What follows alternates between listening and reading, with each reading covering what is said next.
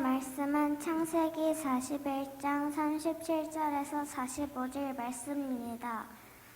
창세기 41장 37절에서 45절 말씀입니다. 제가 가진 성경으로 구약 성경 63면입니다. 오늘 말씀은 창세기 41장 37절에서 45절 말씀입니다. 바로와 그의 모든 신하가 이 일을 좋게 여긴지라.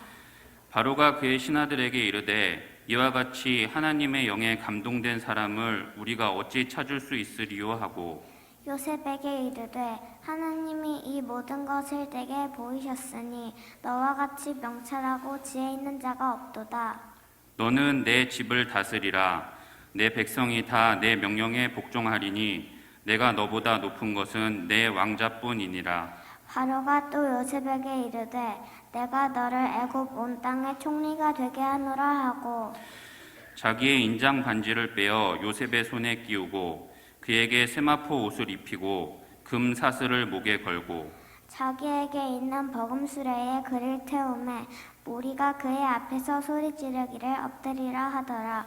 바로가 그에게 애굽 전국을 총리로 다스리게 하였더라. 바로가 요셉에게 이르되 나는 바로라. 애굽 온 땅에서 내 허락이 없이는 수족을 놀릴 자가 없으리라 하고 그가 요셉의 이름을 사브나파네아라 하고 또 온의 제사장 보디베라의 딸 아스낫을 그에게 주어 아내로 삼게 하니라. 요셉이 나가 애굽 온 땅을 순찰하니라. 아멘. 오늘도 함께 하시는 하나님의 평화를 누리시기를 축복합니다. 5월의 첫 번째 주일, 5월의 첫날입니다. 어린이 주일을 겸하여 온 가족이 함께 드리는 예배이기에 더욱 뜻이 있습니다. 함께 예배하는 모든 가족을 주의 이름으로 축복합니다. 또 먼저 천국에 가신 가족이나 떨어져 있는 가족을 그리워하는 분들에게도 위로와 평화가 있기를 축복합니다. 오늘 온 가족이 함께 예배드리며 한 가정의 이야기를 먼저 드리려고 합니다. 여러분도 잘 아는 집 이야기니 그 이름을 영어 머리 글자로 제이라고 하겠습니다. 제이는 태어나면서 엄청난 사랑을 받았지요. 제이를 낳은 어머니가 아버지에게 가장 사랑받는 여인이었기 때문입니다. 제이의 아버지가 여성 편력이 심해서 그런 것은 아니었지만 다른 사람에게 속아서 여러 번 장가를 들었습니다. 제이가 태어났을 때는 우리식으로 큰어머니와 큰어머니에게서 태어난 여러 형들이 있었습니다. 그를 낳은 어머니와 큰어머니는 아버지를 사이에 두고 서로 다투었고 그것을 보며 자라난 형제들은 사이가 좋을 리가 없었습니다. 불행하게도 그의 어머니는 동생을 낳자마자 이 땅에서 생명을 다하여 그는 어머니 없는 자식이 되었습니다. 이런 처지에서 아버지는 어미 없는 자식이 된 그에게 특별한 옷을 지어 입힐 정도로 애착이 심했습니다. 이것이 그에게 독이 되었지요. 그의 형들이 그를 지독히 미워하여 급기 아버지 몰래 그를 먼 나라로 팔아버렸습니다. 처음에는 죽이려고 했는데 그래도 형제라며 직접 손에 피를 묻히기 싫어 돌아올 수 없는 먼 나라로 팔았습니다. 이루 말할 수 없는 고생이 그에게 닥쳤습니다. 그는 오해를 받고 감옥에 갇히기도 하였습니다. 이 제이가 누구인지 여러분은 잘 아실 것입니다. 제이는 다름 아닌 요셉입니다. 요셉이 태어난 가정은 인간적으로 행복한 가정이라고는 말할 수 없습니다. 그래서 오히려 사람들은 요셉에게서 위로를 받고 새 힘을 얻을 수 있습니다. 요셉처럼 형들에게 노예로 팔려가서 감옥에 갇히는 일을 겪는 사람은 많지 않을 것이기 때문입니다. 그런데 오늘 말씀에서 요셉은 어떤 사람입니까? 38절과 39절입니다.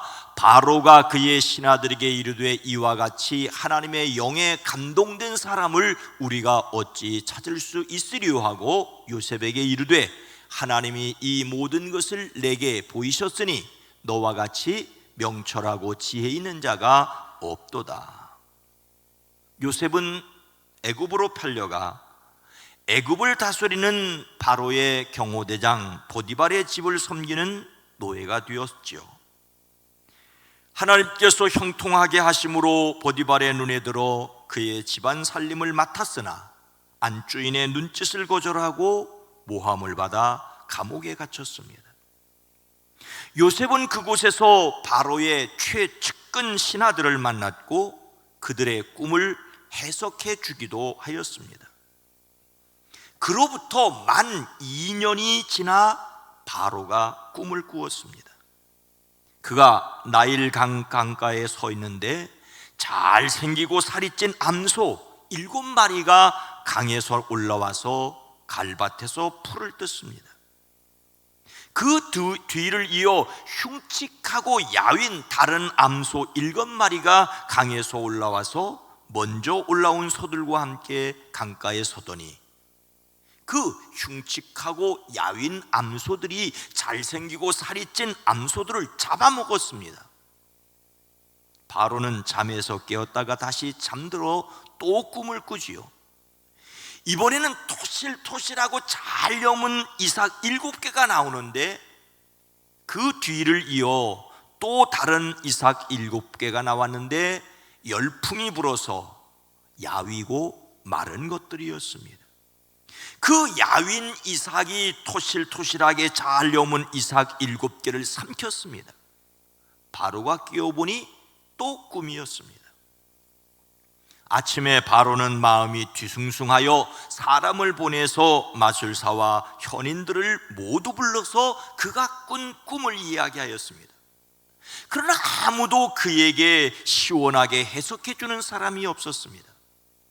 그때 감옥에 갇혔다가 요셉이 해석하여 준 그대로 이루어진 것을 경험하였던 시종장이 바로에게 요셉에 관하여 아뢰었습니다.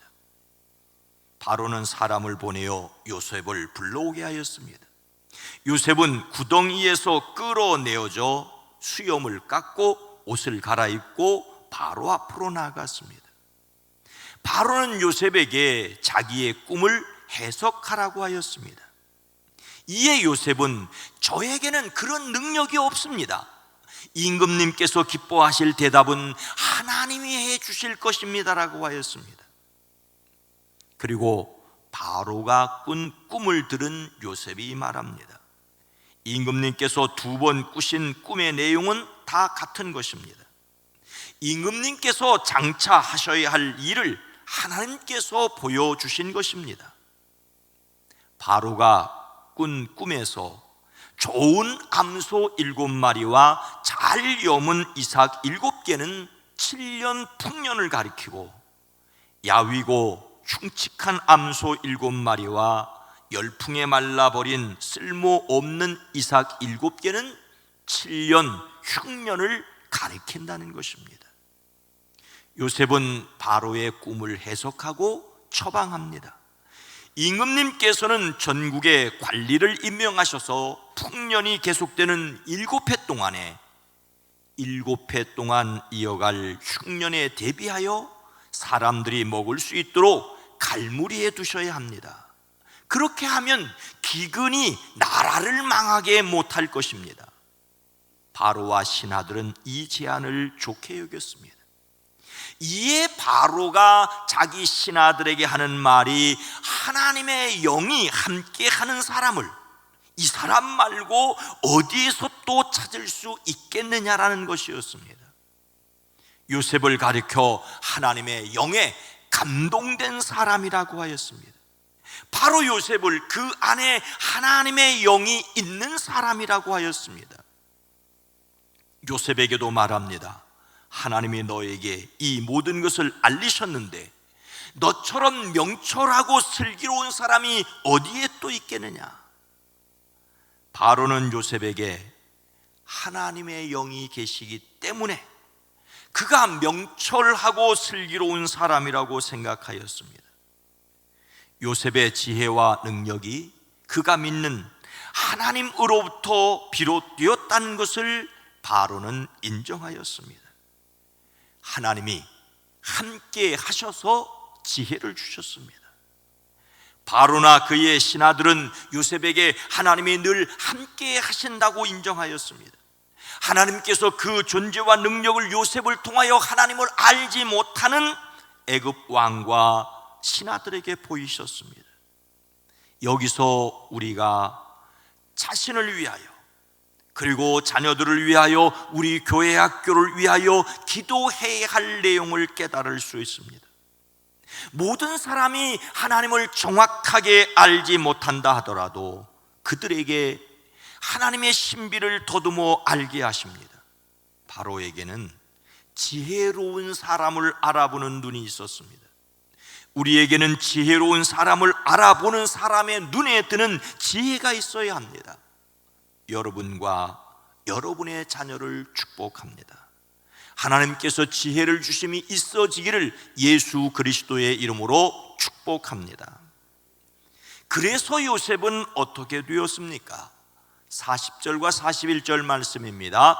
너는 내 집을 다스리라. 내 백성이 다 내 명령에 복종하리니 내가 너보다 높은 것은 내 왕자뿐이니라. 바로가 또 요셉에게 이르되 내가 너를 애굽 온 땅의 총리가 되게 하노라 하고, 바로는 요셉에게 내가 나의 집을 다스리는 책임자가 되라고 하였습니다. 여기서 바로의 집은 그가 나라를 다스리는 실권을 가진 내각, 즉 책임 있는 관리를 가리킵니다. 요즘 우리나라는 새로운 대통령의 취임을 준비하며 장관 후보자를 세우고 있는데, 이런 분들이 오늘 말씀에서 바로의 집이라고 할 수 있습니다. 그런데 요셉에게 그의 집을 다스리라는 말은 애굽의 모든 관리들을 다스리는, 즉 관리들 중에서 가장 높은 지위에 앉으라는 말입니다. 그래서 우리말로 총리라고 하였습니다. 바로는 7년 풍년 동안 곡식을 모아 그 뒤에 닥칠 7년 흉년을 대비하는 실제적인 고난을 요셉에게 맡겼습니다. 나의 모든 백성은 너의 명령을 따를 것이라고, 내가 너보다 높은 것은 내가 이 자리에 앉아 있는 것뿐이라고 합니다. 요셉에게 모든 강요를 지휘할 뿐만 아니라 온 애굽 땅을 다스릴 수 있는 지위를 주었습니다. 애굽 전역의 토지를 관리할 책임과 이를 위한 모든 고난을 사용하게 하였습니다. 바로는 자기 손가락에 끼고 있는 옥새 반지를 빼서 요셉의 손가락에 끼우고 고운 모시옷을 입히고 금목걸이를 목에다 걸어 주었습니다. 또 자기의 병거에 다음 가는 병거를 요셉에게 태우니 사람들이 물렀거라 하고 외쳤습니다. 이렇게 해서 바로는 요셉을 온 애굽 땅의 총리로 세웠습니다. 지혜를 사용하는 자리에 나아갔습니다. 요셉은 애굽으로 팔려온 이후 세 집을 거쳤습니다. 첫 번째 집은 보디발의 집이었습니다. 하나님이 그와 함께 계셔서 그의 앞길이 잘 열리도록 돌보아 주셨습니다. 요셉은 보디발의 눈에 들어 집안일과 재산을 모두 맡아 관리하였습니다. 요셉이 이 일을 맡은 후 하나님께서 요셉을 위하여 그 집에 복을 내리셨습니다. 요셉의 두 번째 집은 감옥이었습니다.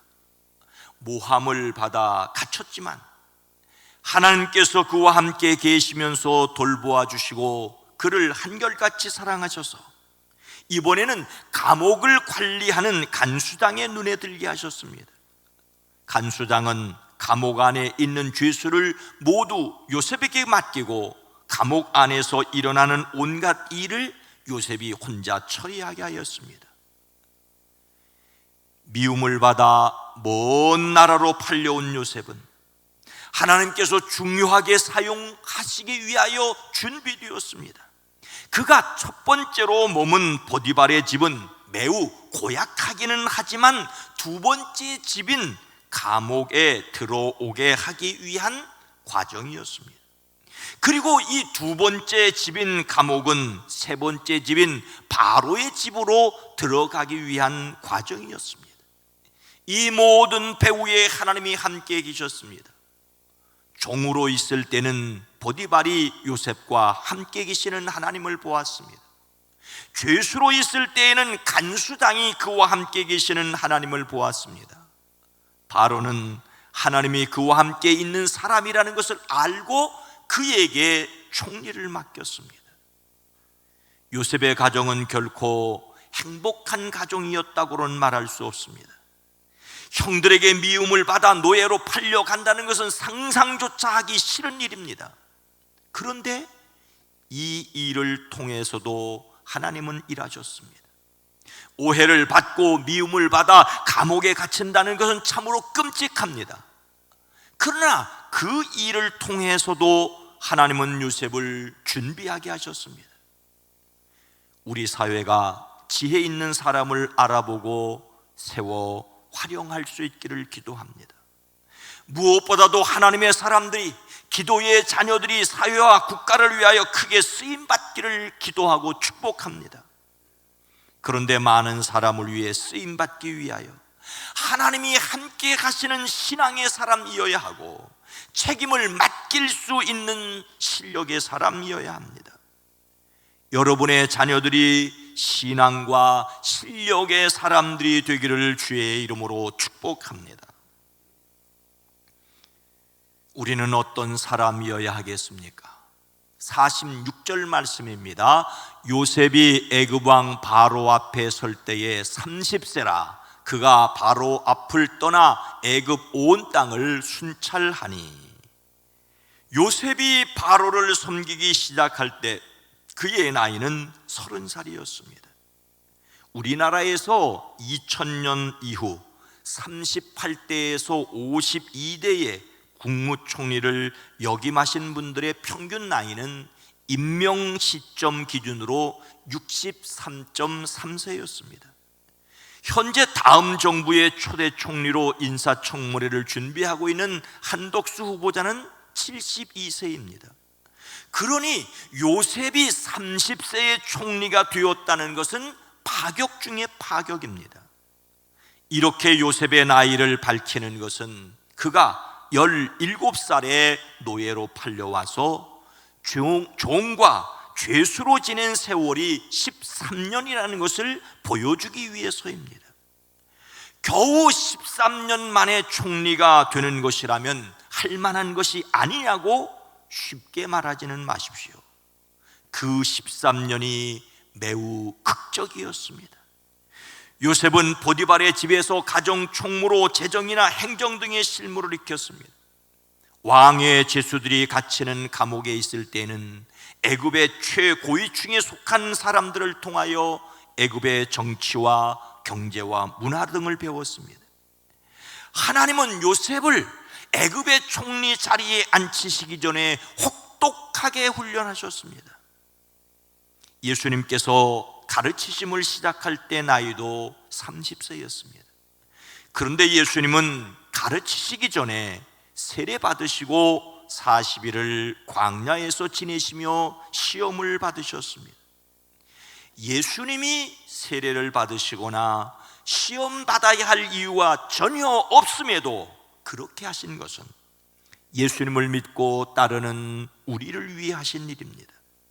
사람은 과정을 건너뛰고 쉽고 편하게 하고 싶은 마음이 있습니다.